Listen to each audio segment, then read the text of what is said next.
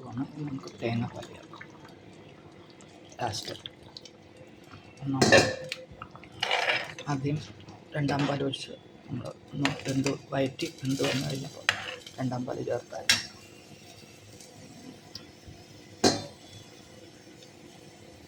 പിന്നെ ബാക്കിയെല്ലാം നമ്മൾ ഗരം മസാല ചേർത്തായിരുന്നു.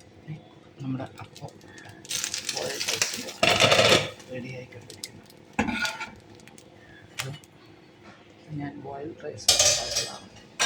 ബോയിൽഡ് റൈസും അല്ലാത്ത റൈസും കൂടെ ചേർത്തരച്ചതാണ്. ബോയിൽഡ് റൈസ് എന്ന് പറഞ്ഞാൽ നമ്മൾ നാടൻ ഇങ്ങനത്തെ നല്ല സോഫ്റ്റാണത്. ഞാൻ നാടനരി പച്ചരിയും രണ്ടും കൂടെ മിക്സ് ചെയ്ത് നമുക്ക് തിളയ്ക്കാൻ കൊടുക്കണ്ട. നമുക്ക് നമ്മുടെ കട പൊട്ടിച്ചത് ചേർക്കാം. പിന്നെ ഓഫ് ചെയ്യാം. നമ്മുടെ സ്റ്റൂ കിഴങ്ങ് റെഡിയായി. നമുക്ക് അടച്ചു വെക്കാം.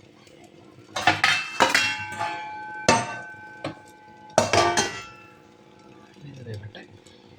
നമ്മുടെ അപ്പവും കിഴങ്ങുകറിയാണ് ഇന്ന് നമ്മുടെ. അപ്പം നമ്മൾ ഈ നാടനരിയും പച്ചരിയും കൂടെ കൊടുത്താണ്. നല്ല നാടനരി, നാടൻ പച്ചരിയല്ല ഇതിനകത്ത്.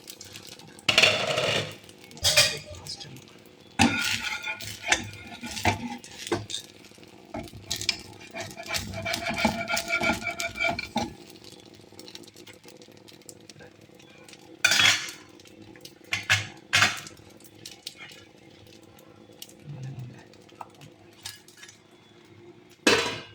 കറി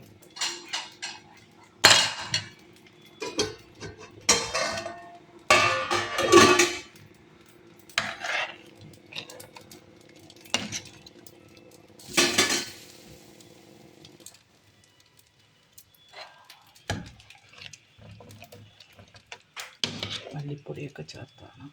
മല്ലിപ്പൊടി, മസാല എല്ലാം ചേർത്ത്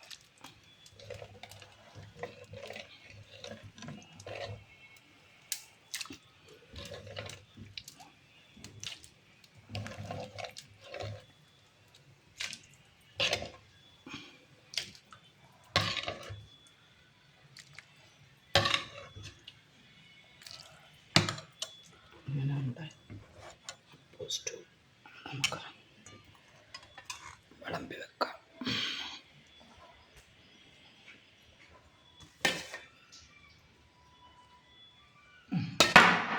മോനെ റെഡി.